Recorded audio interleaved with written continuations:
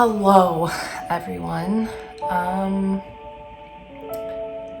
Today I've really just been wanting to sit down and just give a little update on how things are going with me individually when it comes to taking a step back from the Church of Jesus Christ of Latter-day Saints, a.k.a. Mormons.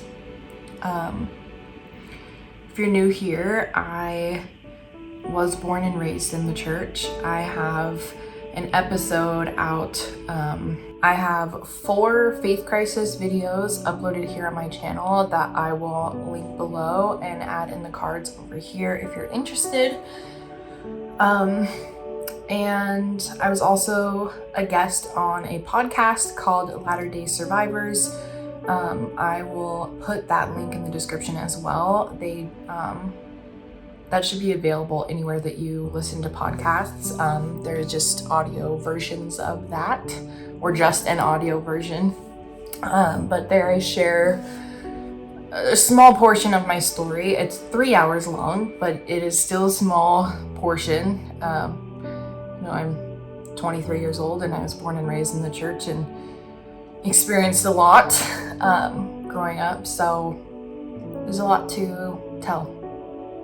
But I asked you guys on my Instagram story if you would be interested in an update on how I'm doing with everything, and pretty much everybody said yes. 2 people were not interested, but most people, and one of them was a family member that was trying to be funny when they answered that they were not interested in an update. And the other one was an old ward member from a ward I grew up in, which kind of made me a little bit sad because I used to babysit her kids, but not everybody is going to be receptive to this kind of information, especially people in the church, and that's completely understandable. It is not my goal or mission to spread hate about the church or get anybody to leave, try to convince anybody to leave, or put a bad name on it. It's really just sharing my experience personally, wanting to explain my decision to friends and family who are interested, and also hopefully help anybody who might be experiencing the same things that I am, help those to feel less alone in their story and in their struggles, and help them to be able to find somebody that they can connect with and not feel like they're taking crazy pills, that this is just something that happens, or that can happen. And whatever decision you ultimately make in this scenario is going to be completely individual, totally up to you and your life and story and situation. And I'm not going to try to persuade anybody to go one way or the other. I just want to share my thoughts and my experience and hopefully just be able to, in a way I kind of feel like I have to explain myself, which I know that I don't, but it can be hard to not feel like that's something that I need to do. So that is my point for today's video.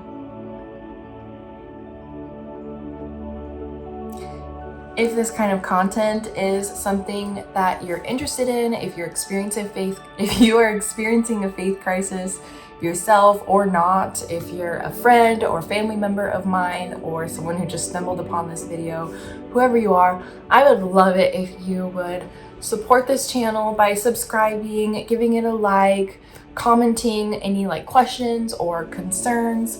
I'm open to anything that anyone has to say.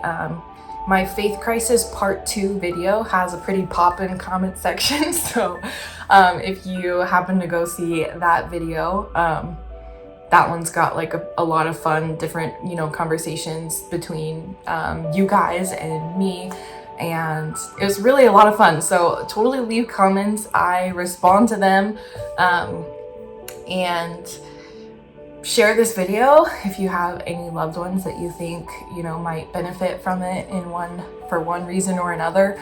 I can't hide that this is something that I'm experiencing. So here I am. So I was talking with my dad on Marco Polo, which is like a video chatting app, kind of. It's like video text messages.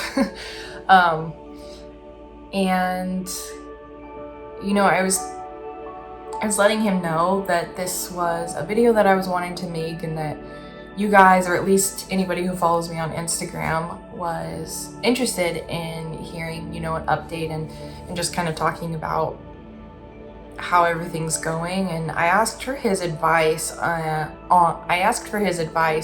what he thought would be helpful or beneficial information for me to share.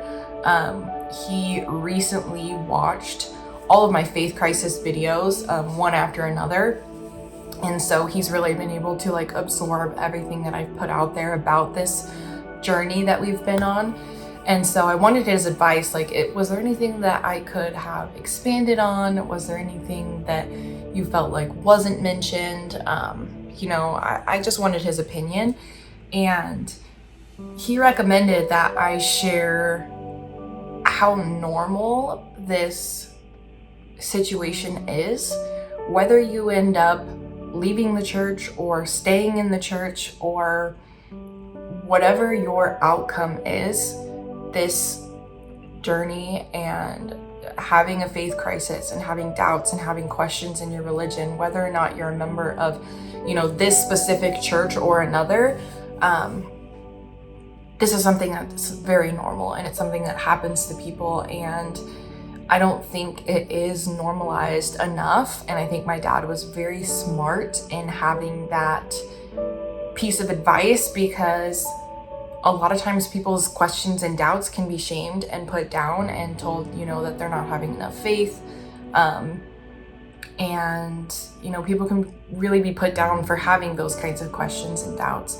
So I'd really love to help in any way that I can normalize asking questions and having doubts about things and wanting to learn more. And sometimes that means taking a step back and educating yourself in whatever areas you feel you need to satisfy those doubts or questions or concerns or whatever the case may be. I will say from personal experience, there are plenty of questions and doubts and concerns that I've had that have not been answered and have not been, I'm not satisfied with where I'm at with those things. I have other things where I received information that I believe to be true that opposes what the church teaches, which is really difficult. And something that I really want to put out there and stress is that taking a step back, going inactive, or getting to the point of completely removing yourself from a religion that you've been a part of your entire life, sending in a letter of resignation. A lot of people in the church will say that that is taking the easy way out. And I can assure you it is not.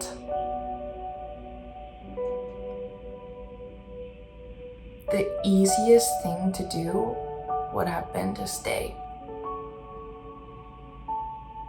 The easiest choice would have been to stay and just keep doing what I've always been doing, keep believing what I've always been believing, and not stepping out of my comfort zone or that shell. That would have been the easy way.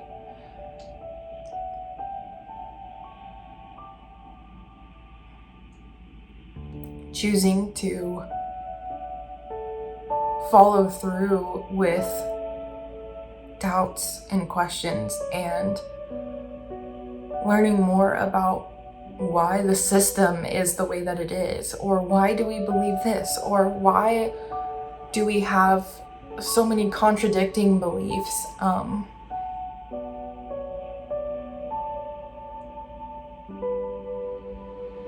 Why does it feel like within our religion there are several religions all within one? As human beings, we choose to take in information and do with it what we want, if that makes sense. We choose to accept things as truth or as not. And psychologically, we are going to, more often than not, only choose to put ourselves in situations where we're going to receive information that we agree with. Because putting ourselves in situations where we're taking in information that we disagree with or feel is wrong is uncomfortable and hard, and it makes you question your reality or anything that can put you in an uncomfortable situation like that. You know, psychologically, we're going to avoid doing that. It's not the easy way to go about it. I've been through a lot in my life. For those of you who have been following along, you know I suffered a lot of abuse as a child growing up from multiple people. I genuinely believe with my whole heart that it is the church and the beliefs that I was raised around that helped me to get through all of those things. I believe that the community that I was around was so loving and so supportive. The beliefs that I had got me through a lot in life. All of these beliefs were programmed into my subconscious mind through repetition since I was born. Just literally programmed to believe and participate in these things. And that's just how information works. It's not something that you can take control over those things. It's not easy, but repetition does program your subconscious mind. You could genuinely convince yourself that there's a unicorn living under your bed and you've never seen it before, but through talking about it every single day, you can literally convince yourself of a true living unicorn that lives under your bed, that can go invisible because it doesn't want to be seen. You can literally, as an adult, convince your subconscious mind of that and believe it to be true through talking about it all the time, writing about it, reading about it, whatever you want. I'm working a lot through I'm putting a lot of work into trying to reprogram my subconscious mind in ways that will benefit me, help me with self-confidence, to help me with, the law of attraction, if I still believe in that, manifesting finances into my life and success in my goals and careers and school and everything like that. Gratitude has been something that has been really difficult for me since stepping away from the church, because through all of the questions that I have, I wonder, what do I do with all of this gratitude that I have? I'm a very grateful person. I'm very creative and imaginative, and I notice things like nature specifically is so miraculous. It's just so much good that is happening within my life and the world. So much beauty.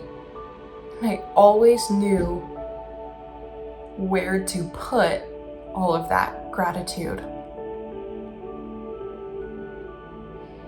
I gave it all to the Lord.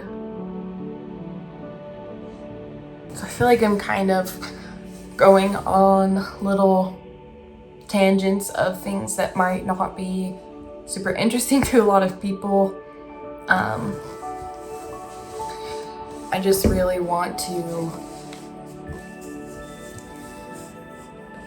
help people to understand where I'm at, and it's really difficult to do that because I don't necessarily have one person or type of person in mind that I am trying to send this information to.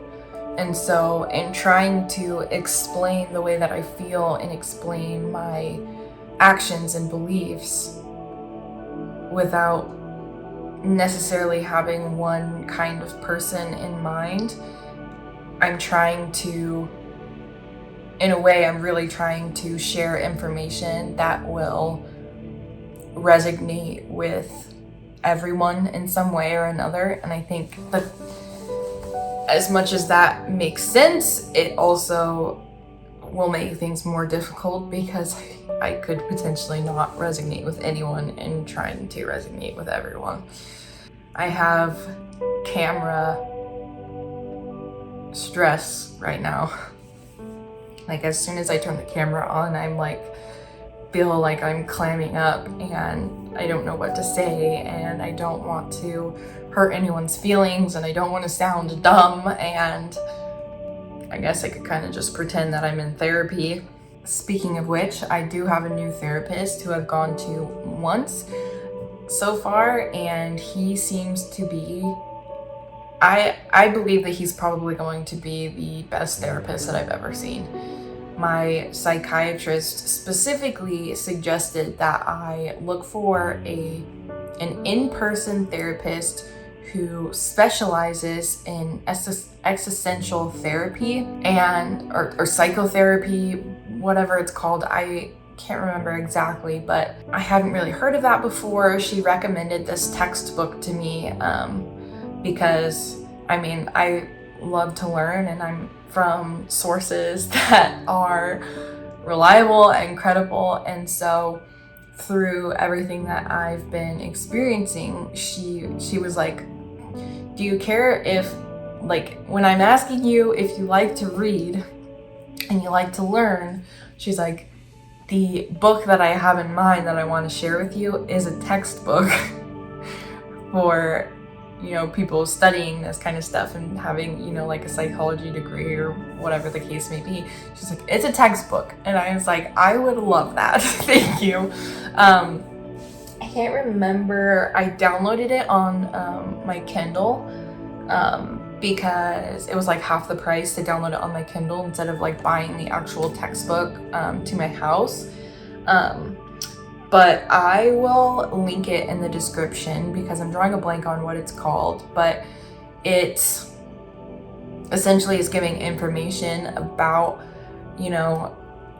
just everything when it comes to our reality and, why are we here?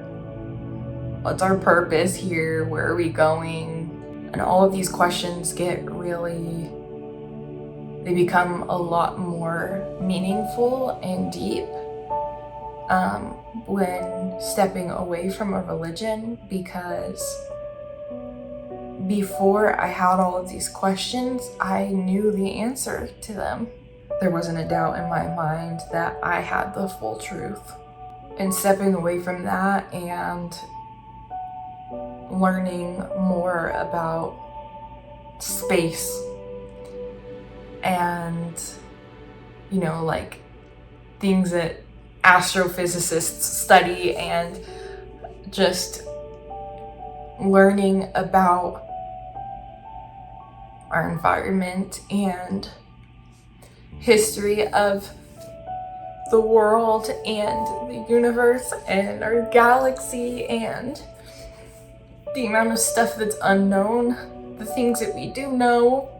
Everything is so overwhelming because I'm like, gosh, it is so much easier and so much more comfortable to believe in God and to believe that we were created and sent here, to believe that we have like these beautiful places that we're going after we die, to know and to have all of those answers and have no fear of death, knowing that my family's gonna be together. It's so much easier.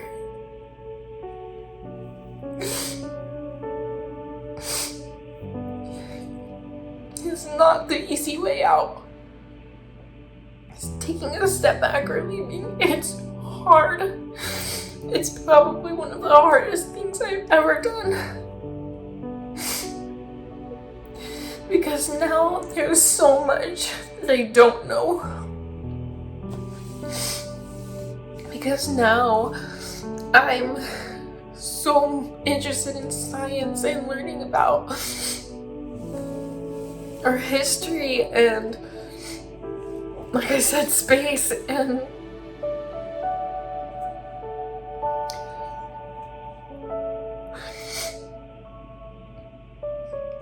I'm trying so hard to believe in something. I'm trying so hard, like, we believe in differences in time in our universe, like in a black hole. If you were in a black hole, for example, like, in a matter of what feels like only a few moments to you, in a black hole could be like thousands of years on Earth. And I mean, if you think about like traveling at the speed of light, which I think is like, what, 200 million meters per second or something like that. I can't remember exactly. Don't make fun of me if you know the answer, but like the time warp that happens with that, and how essentially, you know, if we were to be traveling at the speed of light in space, we could literally come back to Earth way in the future, having not aged at all, feeling like we've only gone for a few hours, and all of a sudden, like, your entire world has changed. You know, you're like freaking hundreds of years in the future or whatever. It all depends on how long you're out there. It's probably not interesting to anybody, but I mean, thinking about the fact that like we're all made up of matter, and matter doesn't die. So when our bodies die, like, our matter is still there. Think about just like the idea of us on Earth being the only people in the entire solar system, universe, space. It's kind of naive to think that we would be the only ones. Every single star that we see is like millions of light years away. Tons of them are significantly larger than our sun, and majority of them all have planets orbiting them.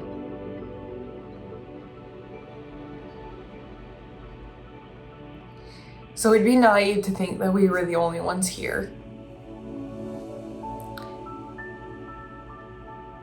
And with that possibility of being the only ones here, that's also kind of terrifying to think, like, why do we have all of this space? And there's some answers that, you know, some questions like this that we just don't have firm answers on. And you know, when I was in the church, I didn't care that I didn't have answers for these, because God created everything. God's plan is perfect. Whatever all of that is, I'm going to have all the answers and knowledge after I die. I'm going to know what all of this was for. but you know, like thinking about the existence of like alternate universes, and which sounds like super hippie voodoo, whatever, like conspiracy theory type mindset,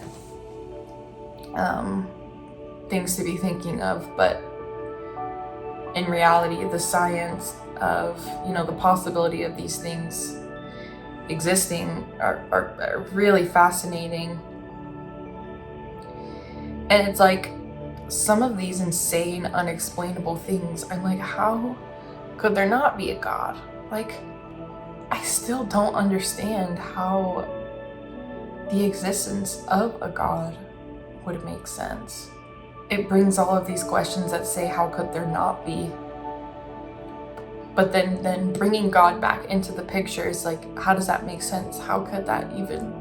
The theory that there could still be something for us after we die, maybe not necessarily being like a heaven or a hell, or having anybody that we, you know, are worshiping, but you know, maybe with the idea that like our matter still exists after we die. It exists on Earth, I guess. I don't know. Colin was telling me a little bit about, and Colin's my husband if you're watching this and you don't know, but he was telling me a little bit about some of this science that he was researching and learning about, you know, potential existence after death. And it wouldn't be, you know, with our bodies because our bodies died, but potentially there being something of us that exists either on Earth or in space or somewhere else. And it was so fascinating to me, and I want to learn more about it because I want so badly to believe that there's not actually like an end. Because I always believed, I never really feared death. Because I always knew that I would be with my mom and I would be with my family, and it was just gonna be this eternal bliss. And now it's like, this is so scary because I'm like,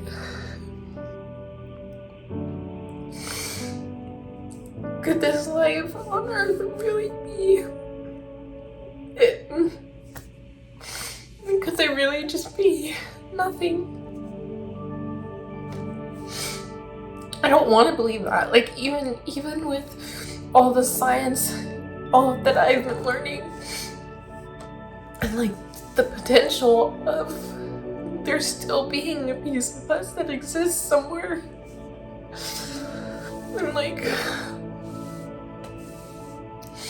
with how crazy like freaking outer space is, like, it doesn't seem like unfathomable.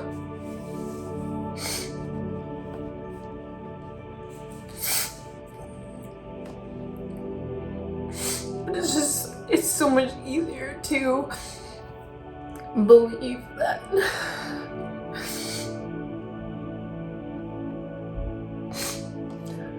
that what comes next is just happiness and beauty forever. And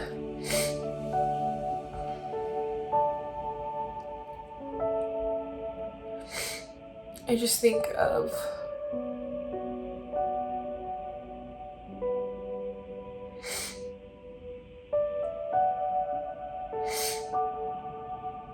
I don't know. It seems like a really nice thing to think about if you think about the existence of humans over the last, you know, millions of years, just that, or however long, I don't know.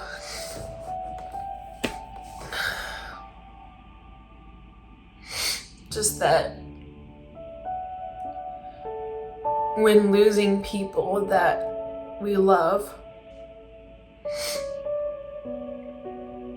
it's interesting to think about the fact that the emotion, the human emotion of love, still exists with things that are no longer here. Like, how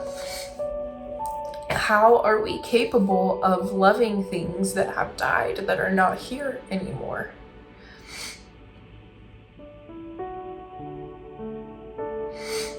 Like, could that love and like missing them and wishing they were here, and those like human emotions that we are built with, could those exist because that person somehow in a way is still there, and so we're able to love and miss and feel for them because they're not truly gone? That idea sounds beautiful. Really, I think the biggest update on me as an individual going through this experience is that I am not trying to take an easy way out. I am not looking for reasons to leave. When this all started, I genuinely believed that my digging for my questions and concerns would lead to a much more firm testimony in the church.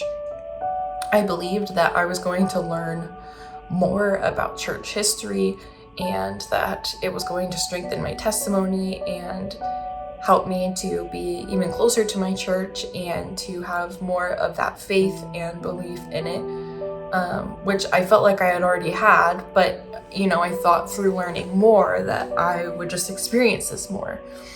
And little did I know that it would take me to information that most members of the church are not going to accept to be true and will consider, anti-Mormonism teachings. And I think a lot of things, I've talked to some people who have never heard of any of the things that I've been talking about when it comes to Joseph Smith, and that he never had the golden plates in the room with him when he translated the Book of Mormon, which they're actually pulling away from using the words translated because people are now learning that Joseph Smith was actually a treasure digger, and he would use a seer stone in a hat and put his face in the hat to find treasure. And that's how he found, that's how he was able to receive a living and make money. And he would say that he had, this special connection with God that allowed him to see where the treasure was. And so people would pay him, dig around on my property and find some treasure for me, and they'd pay him. And he never found treasure, and there was always an excuse as to, you weren't faithful enough, or you made this decision or whatever, and so God moved the treasure and it's not here anymore. And people would continue to pay him to now look where he'd look at his seer stone in the hat and be like, okay, the treasure was actually moved over here, and people would pay him more to dig there again. And there's not one report of him ever finding any kind of treasure.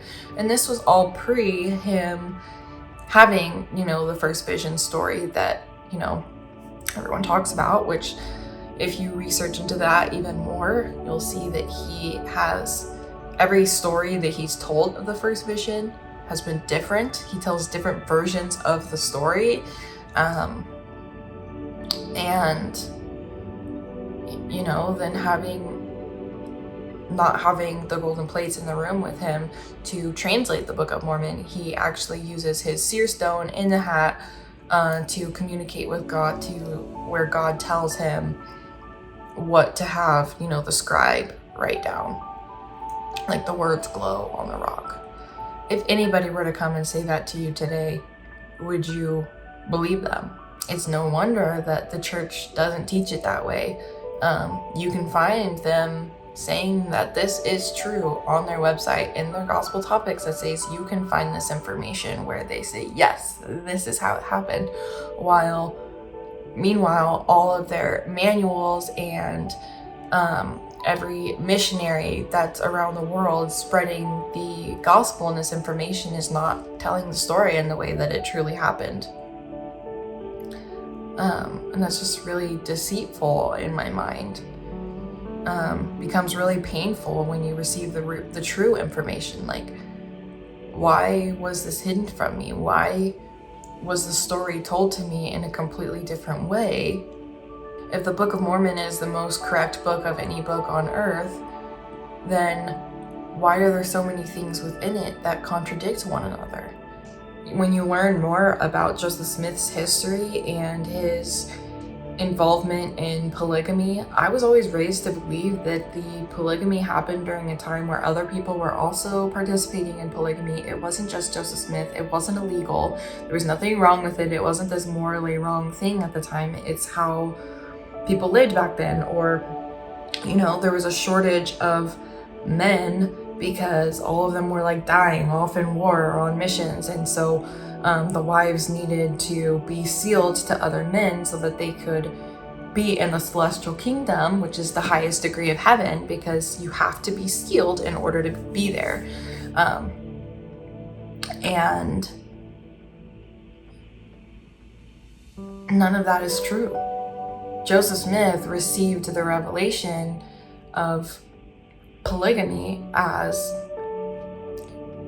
with the one reason that it was to multiply and replenish the earth, which doesn't make any sense because there was not a shortage of men. And even if there were, let's use the example of you take 10 women and they all get pregnant at the same time, whether that have been with 10 men, they each had one man, and they all got pregnant and they all have 10 babies, like, they can all immediately get pregnant again and have 10 more babies, and they could all be each individually having one monogamous relationship, one man to do this.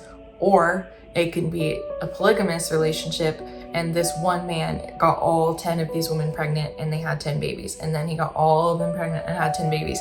The amount of babies that are going to be born, whether it's one man with multiple wives or multiple of these wives each having their own one monogamous relationship man, the amount of babies that come are exactly the same. So that doesn't make sense. And also with the, a lot of people would be like, oh, he like married these women to like be sealed to them, but it wasn't like a thing on earth, and he wasn't having sex with all of them. And it's like, if he's teaching that the purpose for this revelation is to multiply and replenish, he is having sex with all of them to multiply and replenish the earth. And he married people who were mother-daughter pairs. It would be like my mom and I marrying the same person, and he sleeps with both of them. And people will talk about how like there's only so much evidence that you can have of these things. But what's hard is that is how history is. That is how we have historical information, is things, actual artifacts of things that have been found, or journals that have been passed down, writings from people, and all of these things. And that's how we take in our history. And you take in all of Joseph Smith's wives' journals, and Joseph Smith's journals, and Oliver Cowdery's journals, and like everybody at this time is journaling, and we have those journals, and we have this information. And polygamy was illegal, and Joseph Smith was, being chased down for what I was always taught was because he was a prophet of God, and because of his beliefs that people didn't agree with it and didn't like it, and were coming for him because of that. And that's not true. It's because he was legitimately committing crimes. He was practicing polygamy, and then at a certain point he just started keeping it secret. He started practicing polygamy in private, and people still knew about it. And he got information destroyed from people who were some of his followers, destroyed the information. There was like newspaper press that was going to go out, exploiting him for his practice of polygamy that's still illegal, that he's practicing in private. And he had some of his followers go out and literally steal all of this stuff that was going to go out the following day and had it burned to hide this information. Emma Smith, his own wife, his first wife, had no idea about his practice in polygamy for like his first, like, I think it was like first like 20 wives or something that he was sealed to. Emma had no idea. And then when Emma was concerned about it, Joseph says that like an angel came down with this fiery flaming sword saying that if she didn't forgive him and continue to allow him to practice this polygamy, that she would be destroyed off the face of the earth. This is in D&C 132. Go read it. Like, it's in the actual scriptures. And it's like,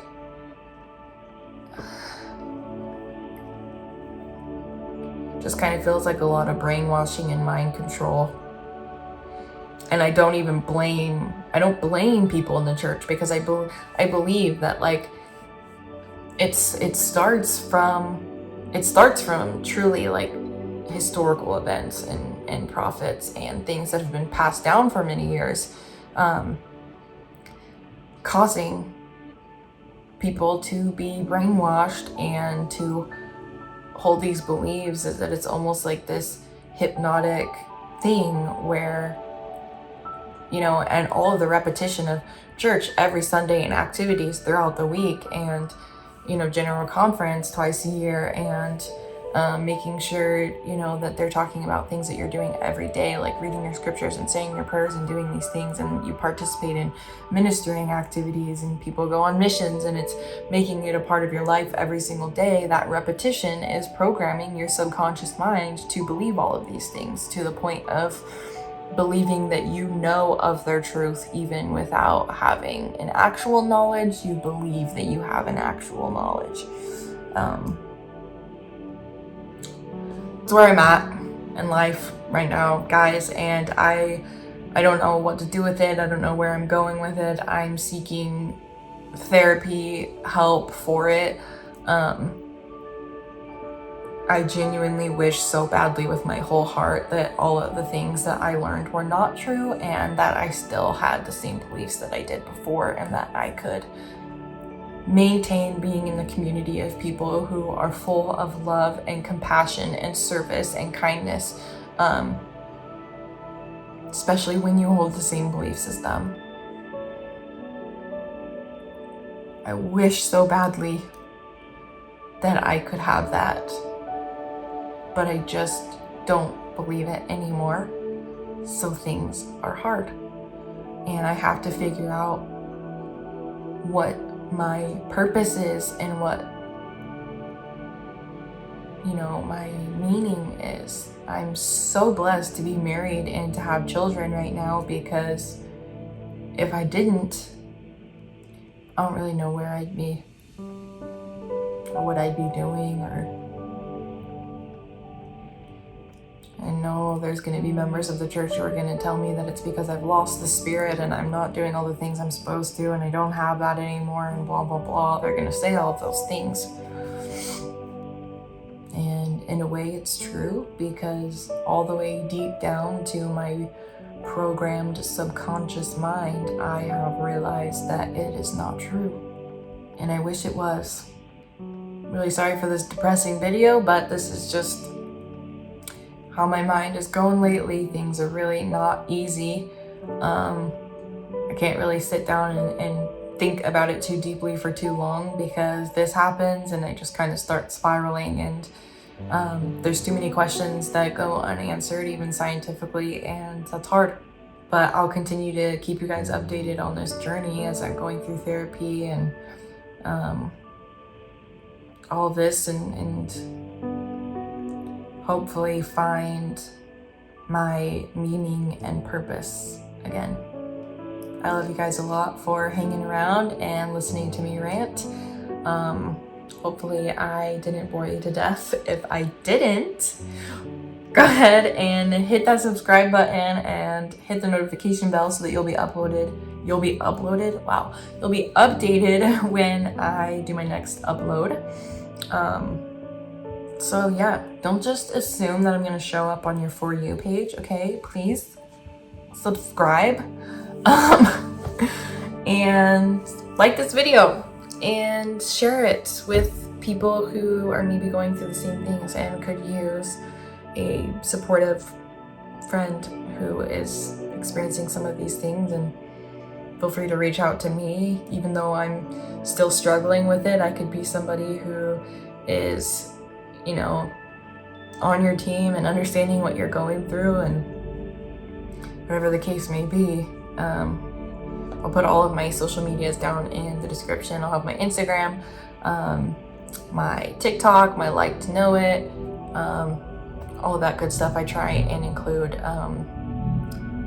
Like to Know It posts a lot. So if you're ever interested in shopping things in my video, whether it be my outfit or hair, makeup, I can maybe include this plant.